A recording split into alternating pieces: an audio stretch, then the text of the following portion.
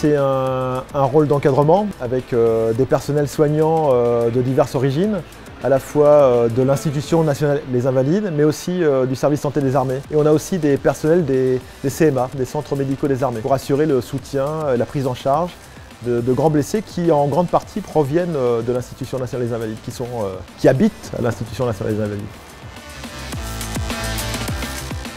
Le grand blessé, c'est un terme qui est utilisé ici pour les distinguer. Ce sont des blessés qui présentent une invalidité beaucoup plus importante, puisque c'est quelqu'un pour lequel on va préparer, on va tout faire.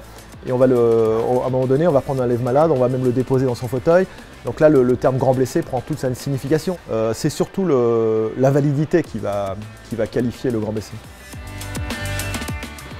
À l'hôpital, on a tendance à les voir dans les activités quotidiennes et les voir monter à cheval et faire du sport. Ça nous permet d'avoir une idée autre d'eux et surtout une proximité différente. On est plus d'égal à égal, on ne porte pas nos blouses, on est sur le même pied d'égalité.